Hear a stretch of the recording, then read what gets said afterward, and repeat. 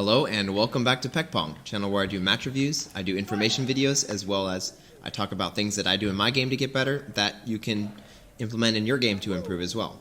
So today we're going to be doing another match review, and this is a tournament I played in Michigan not too long ago. It's the open singles event, the semifinals, I believe, and my opponent is Senura Silva. At the time of this tournament, he was around 2600. Make sure you stick to the end of the video, as I will be giving a little instruction on the many different ways you can successfully, in an attacking offensive way, move back from the table to take bigger strokes. Alright, so let's go over Senura's playing style. He's a two-wing looper, and primarily how he makes his good wins is by using a combination of defense and offense. Primarily defense. He is very solid from about 1 or 2 steps off the table with defense.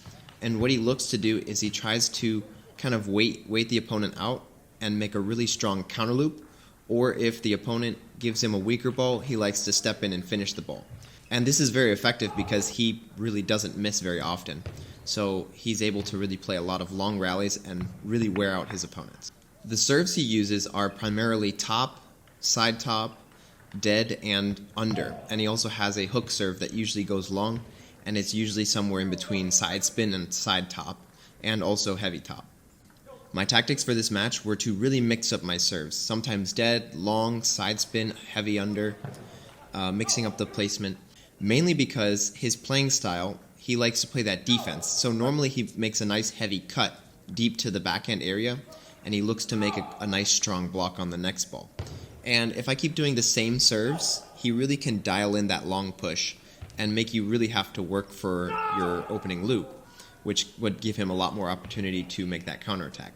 But if you mix up your serves, if I mix up my serves, every single time he has to adjust to a new serve, and he's always kind of making those adjustments, and that kind of weakens his return. So it gives me a little bit of a room for opportunity to make a stronger attack, which will then weaken his opening kind of block to kind of get the point started. The second tactic I was using in this match was to spin the ball very much on my opening loops. And if you've seen my videos in the past, it happens a lot where I talk about that kind of being the defining factor that gives my opponents a lot of trouble when I play against them. And this match is no different. I really felt like he was having a hard time controlling the amount of spin I was able to create. So I was just really making sure to put a lot of spin on my opening loops. I have tried to make them a little bit faster, but I really felt like today, on that day, it was important to make a lot of spin. And when you make a lot of spin on your opening loops, it kind of forces your opponent to not attack super strong, because they're kind of trying to feel out exactly how much spin you have. And if they just go for kind of a shot, typically they miss because the amount of spin is quite high. So for him, it was a soft block, and that really let me get into my strong offense. So the placements I was using was sometimes I would try to attack to his middle and also kind of wide to his backhand. If you attack just kind of straight to the backhand, he's very good at just moving you around. So definitely making sure it's wide to the backhand is important. If I were to go to his forehand, it has to be a very strong shot because he's really good at counter looping that ball. So only if I was to go really wide and really strong do I try to go to that forehand. Otherwise, it's not really a recipe for success. Gets me into the second portion of my strategy, which was to play from 1 step off the table and to make bigger strokes.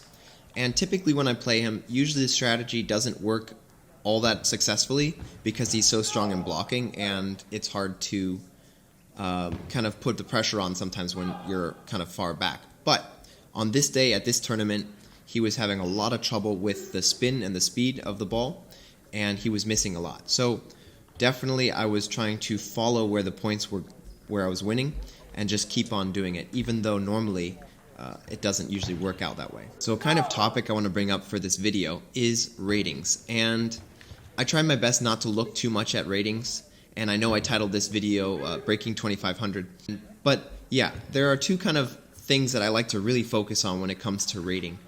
And that is, the first one is draws, having a good draw. If you go and make a large effort to go to a big tournament and you kind of spend a lot of money and you fly out there and you spend your time and you get stuck with the top seed in the first round, it can be tough to just kind of lose that match and then have to go home.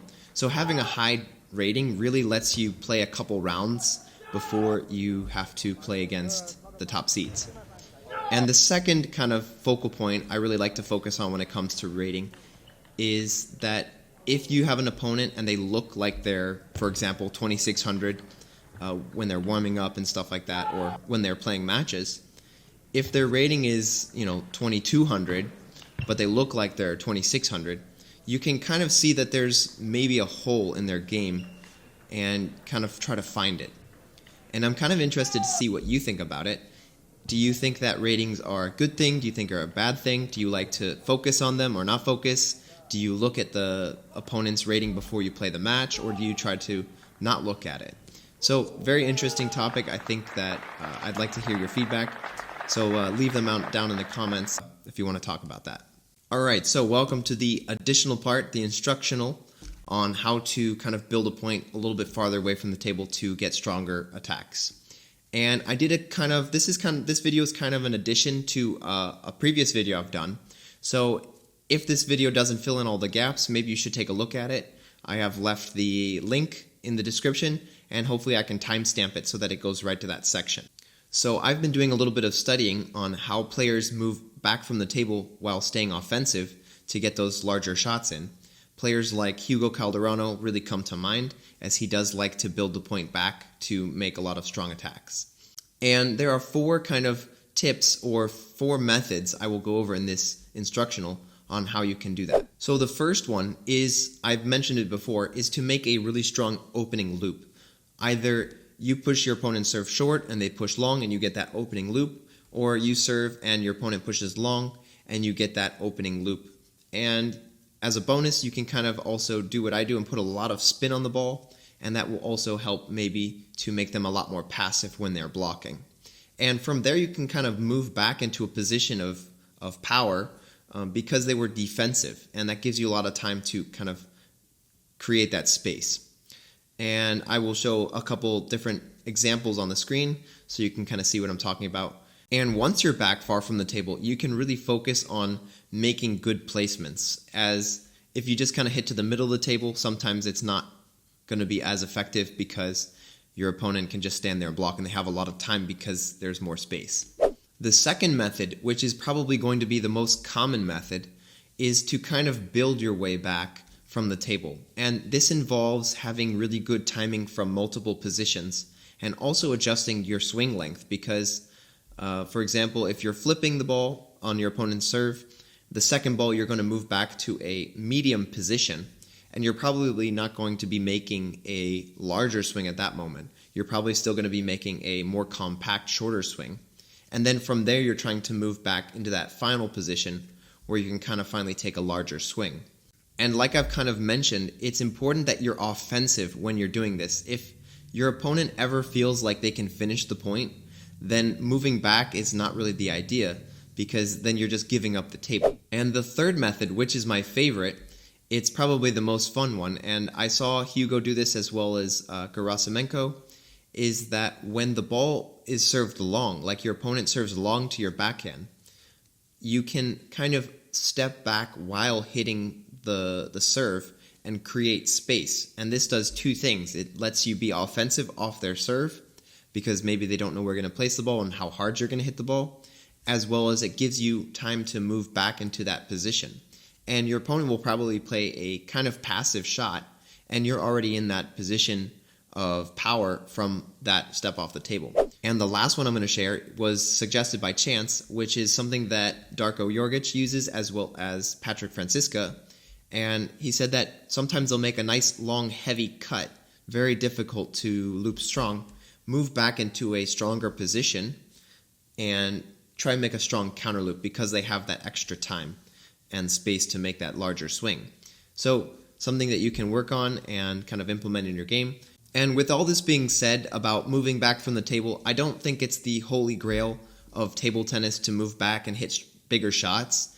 I think it can be used in a strategic way against certain opponents on certain days and can be really effective if used correctly. Maybe even mixing during the match, sometimes playing really close and putting a lot of pressure, as well as kind of stepping back and being able to take larger shots. If you like my videos and you want to show some support, you can hit the thumbs up button or consider hitting the subscribe, and that actually goes a long way to help the YouTube channel.